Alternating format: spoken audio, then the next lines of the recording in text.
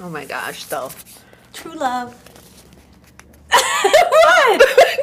This is so good. Did you like it? Jennifer, Oh my God, Angie, that means a lot coming from you. It's so good. I read it in one sitting. Thank you. I sat from the beginning, you know, I didn't put it down and come back. Right. It's so good and so personal. It is, a little bit. Is that scary? So scary. When I sat down to write the book, it was supposed to be kind of like just a fan book, a diary of the year I went on tour. Pictures and little anecdotes from being on the road for the first time and all that. And having just gone through the divorce right before we went on tour, it was just this whole thing that was happening that I didn't even realize was happening, but was absolutely happening. And it was just a transformative, transitional time in my life where I just discovered and had faced myself, kind of through my music. Like, oh, wow. First of all, the whole thing is emotional. I got emotional from the beginning when you were sitting in the dressing room and you said out loud for the first time that your marriage wasn't going to make it. I can't be with Mark anymore. When you read this back, does it make you emotional again? Well, I had to do the audiobook of this, right? Oh, gosh. So I was like,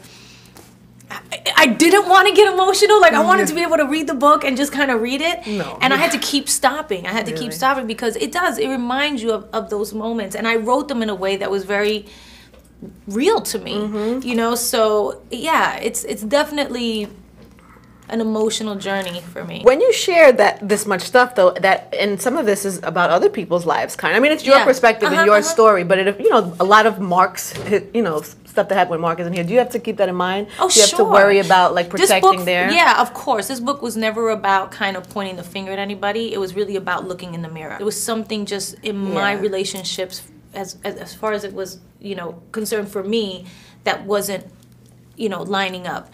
And the missing component was me loving myself and being able to take care of myself. They always say, put on the oxygen mask first. Yes, right? I always refer to that. But it's true. You have to take care of yourself. You have to love yourself. You have to say, this is good for me. This is not good for me. You can't accept anything that doesn't feel right to you in your soul. In the end, you talk about everybody. You gave this book to a few people to read, and you gave it to Mark to read one of the early drafts. Did he make you take anything out? Well, he just basically, he read it and he was like, whoa, okay, I didn't know like all this was going on. Like, nobody knows what your journey is inside your mind unless you share with them. Right. And he was happy that, he was like, I'm happy that you learned something, like you grew, like something happened for you.